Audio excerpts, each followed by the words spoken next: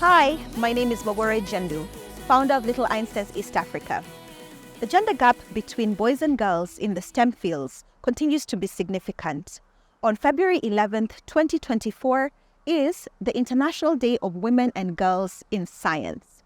On this day, we seek to acknowledge and advocate for that gap to lessen. Little Einsteins, as part of the initiative towards International Day of Women and Girls in Science, brings to you some great interviews of women in science based here in Africa. Susan Murabana is a leading astronomer. She is the co-founder of the Traveling Telescope and has over the years inspired many young girls to get into the STEM field. Engineer Esther Segero is a civil engineer. She's also a leader as the president of Women in Real Estate Kenya, completely embracing this year's theme, which is Women in Science Leadership, a new era in sustainability. And Wangari Mushiri, who is the Director of Africa of the Global Wind Energy Council. Wangari is a renewable energy engineer who is at the top of her field in climate thought leadership. Fantastic examples of women in STEM. Esther, welcome. Thank you. I'm really excited to have this conversation with you.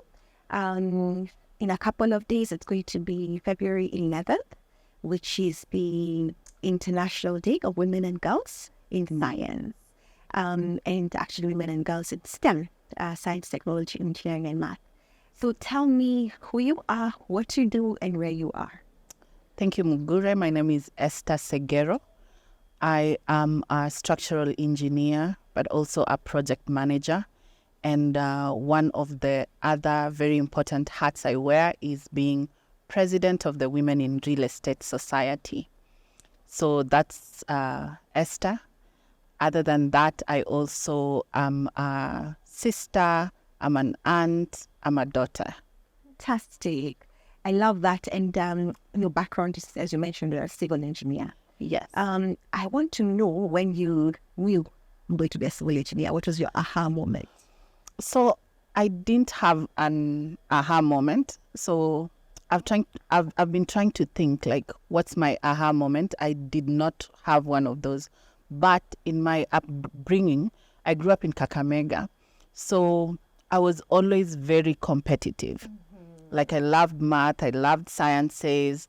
I always looked forward to, like, those district mock exams and being number one and then bring all the schools together. Yes. Then I went to high school in Lugulu Girls, and it really shaped me because now I got to a national school where everyone was also extremely smart, and it was almost prestigious to do all the sciences. Yeah.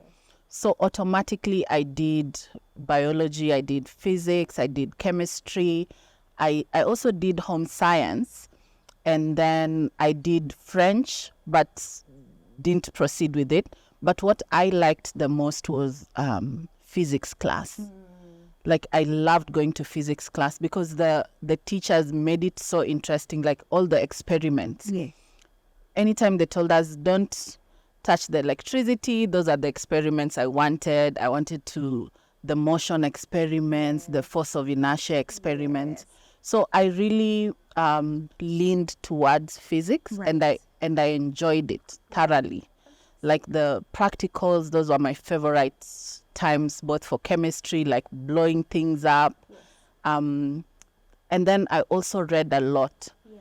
So my mom allowed me to read as much as I wanted. I was reading like Sweet Valley, Famous Five, yes. Harry Potter, like everything. So it wasn't necessarily at any one time I said, okay, I want to become a civil engineer. Yes. In fact, the story is just ridiculous on its own, because then after I did my exams, yeah. I got an A in physics, I got an A in biology, I got an A in chemistry. So it was either medicine, law, or engineering. Okay. Now, I was also in the debate club. Yes. So I'm like a little chatterbox. Yes. So I felt like I could talk, I could become a lawyer. But then I didn't take history because I always felt like they wrote too much. So I did geography. Mm-hmm. So then law was out. But then I was thinking medicine, then blood just makes me queasy. Yeah. So I said, okay, engineering. So when I went to campus, Moi University in Eldoret, Yeah. I actually went to electrical engineering. But then most of my friends were in civil, so then I went to civil. I switched to civil engineering. Right. Yeah. Good, fantastic. So I one of the things I've sort of picked from that introduction, rather how your history of how you went into engineering, is you're a smart kid. And then I also really love that you loved physics. Let me just tell you when I loved physics. In fact, the only A I got was in physics. Yeah, I never got any other A, but the only A I got was in physics. And it just made so much sense to me because it's about how things work.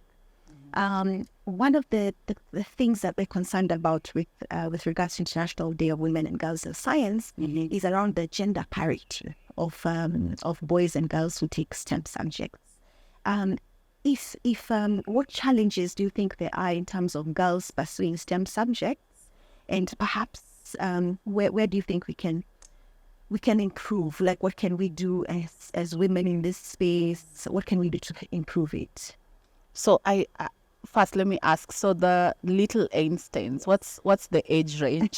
Because I don't want to scare them with all the challenges. Little Einsteins East Africa caters for children who are aged from 3 to 12 years old, and for our robotics classes up until 13 years old. And our objective really is to teach children in a fun, project-based, experiment-based way. And the intent is that if you introduce kids to science at that very early age, that there'll be a natural curiosity. One, it's a given. Between the ages of 3 to 6 is them. Yeah. Kids, their minds are blowing up. So there's a real natural curiosity to them. So the objective is to catch them at that age such that they go into the STEM fields almost naturally. And certainly for us, the girls you see in our programs, they almost always sort of get an interest into it and go into it. So you mentioned that you were a straight A student. I also really like that you mentioned about physics, which I'm passionate about, and my only A was physics. But I'd like to know what challenges you think other girls will be facing in terms of entering the STEM fields, because the disparity is there between boys and girls who go to STEM, and how you feel that we could improve. Yeah, so the disparity is there, but it's very interesting when you're reading books and articles and trying to find out some data, which is a lot of what we do at Women in Real Estate. So I was just reading about this topic, and I was looking back at the times when I did KCPE, KCSE, when they're releasing the results. Sometime there was a certain point in time where they'd say girls are really performing well in mathematics, and the girls always led in mathematics. And I'm a big believer that unfortunately girls are smarter than boys, right? But Yes. because now that's like one pot of data. Yeah.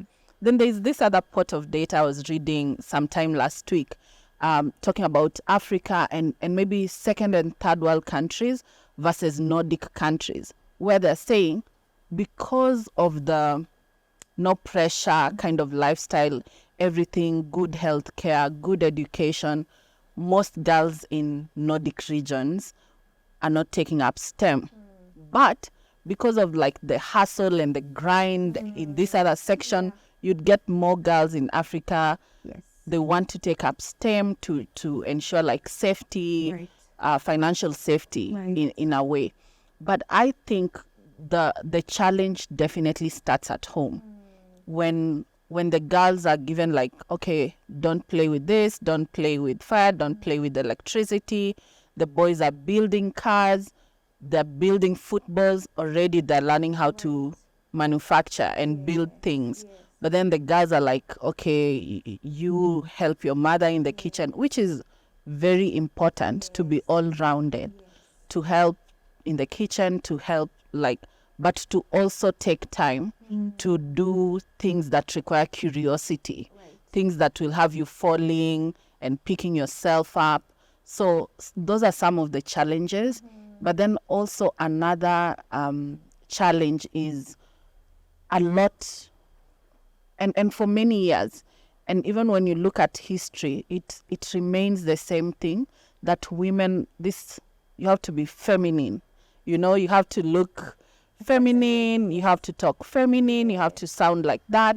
So sometimes girls are brought up in that space where you cannot fall, you cannot do like jumps and whatever. And if you do split jumps, your panty is going to show and such things. Instead of just telling girls, okay, well, you like to do splits and whatever and jumps and acrobats and whatever. Okay, then wear trousers and do all these jumps. So those are some of the challenges. But then on a slightly different age kind of challenge. So when they get to school, there's high school. And then at least in my generation, it was pretty much boarding school. So you went to a fully boarding girls' school. Yes. And in that space, you felt like you could be anything. Then you go to campus and you realize that in campus, you're 40 students, but then you're 4 girls. Yes. Then now you start to feel like, okay, where are all the other girls? Then you go to IS, which is like media and whatever, and you go to economics and you go to business and you find all the girls are there. And then in campus, these little notions that, hey, the girls in engineering, they're very masculine, they're not pretty, they dress whichever way. They box you. So at least a few times, maybe 10 times, I know people that left engineering and went to information science, and which is still a STEM, but then they made a switch. Then in Wire, we were doing a research last year with divers, where we're looking at women in TVETs and how when they come in, they get registered, what happens, where do they go? And we found that in week 1, it's not just the girls, the boys, the lecturers, they're telling the girls that, upper civil, girls don't stay long. So, you can make a change and go to tailoring and you can go to beauty at TVET level. So you realize, okay, in the civil engineering diploma class, there's not too many girls, then you make a switch. Then very early on, the numbers are already dropping. Then in campus, the numbers are dropping. Whoever makes it out of campus, then they come into the job market. Then it becomes even harder, because then at the exit stage, and I saw this also in engineering school, we have lots of other institutions, bankers and investment firms coming in to sort of like poach the talent. But then they're more interested in the girls. They're like, you have engineering skills, but then you can do very well in business. You can do really well at PwC here, there. This big 4 mostly, right? So then the number drops even further. Then they come into the work environment and not to discourage the little Einsteins. And sometimes you're working even for a progressive company. And you're like, I'm working for the right people. They care about people. They care about planet. They care about me. But then the suppliers, the clients, they don't have the same ethos and ethics as the people you decided to work for. So then you get that you're dealing with like a subcontractor, a supplier. You tell them, hey, this is the wrong way. They're like, okay, so this woman is telling me this is not the correct way. I'm going to jump this chain of command and go to her senior, who's a man, and get direction from that man. So I've been really fortunate that whenever in my career and progression that has happened, I've had a boss who sent them back to me. So and then also the issues of your first boss. So I was also very fortunate when I started working.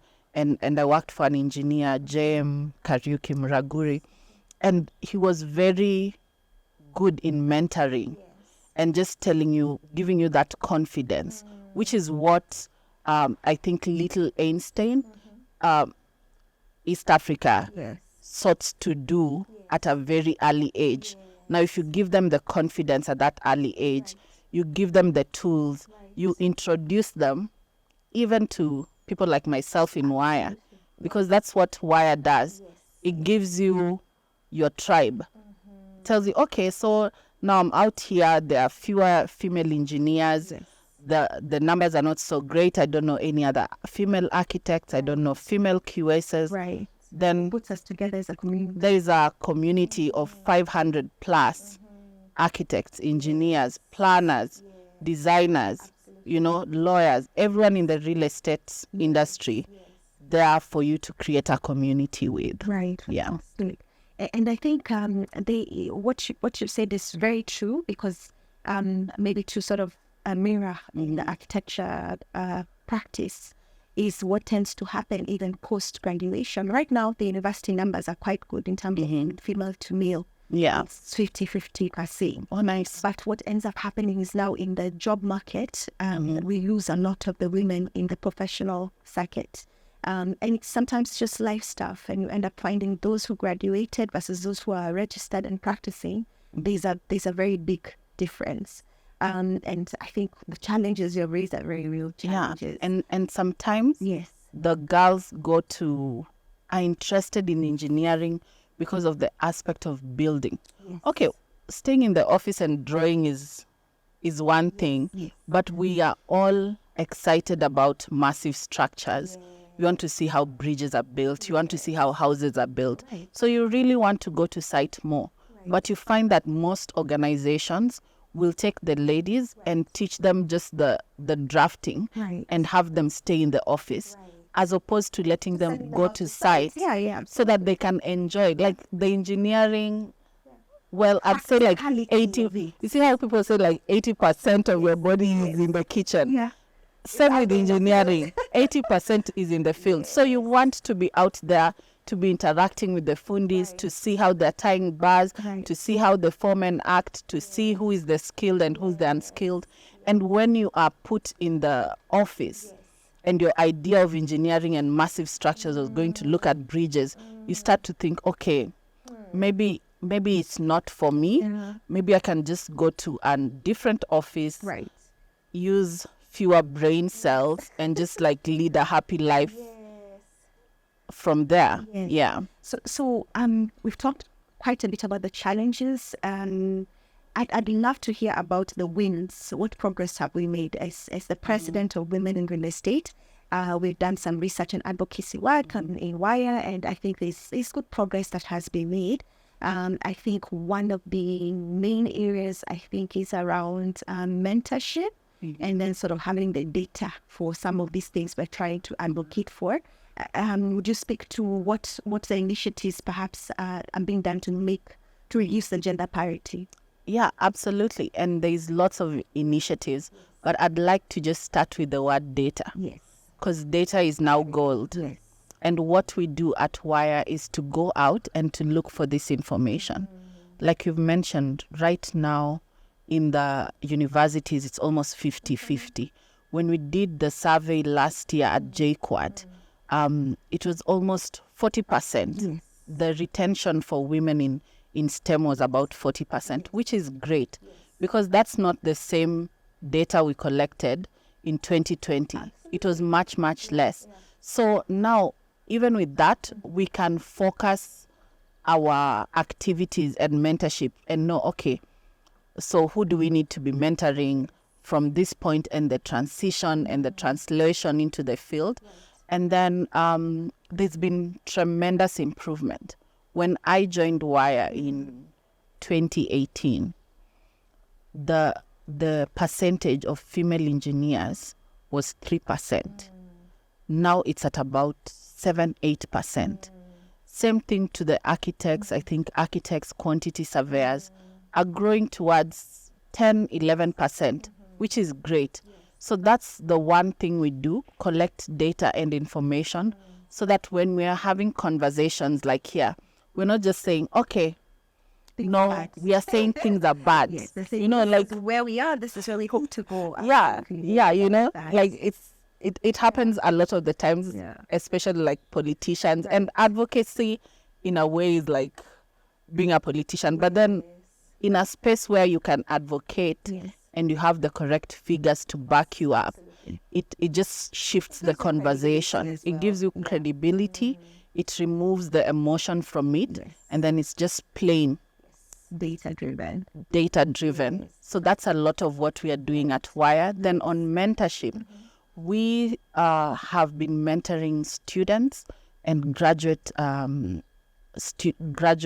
practitioners in the built environment. And we usually start in April and then run a 6-month program where we pair professionals with graduates or students. Now, what we try and do is have a ratio of 1 to 3. Last year, we had so many young women asking to be mentored that we got slightly over 150 applications. Wow. For the first time, we had to really tell others, you know what, apply next year. Because we don't just want them to get mentored, we want quality mentorship. And mentors are extremely important. When I started my career journey, I worked for JM. And when I talk about people and engineering, I talk about Engineer Mugure all the time because he mentored me. And he taught me about like the industry, what to do on site, what not to do on site.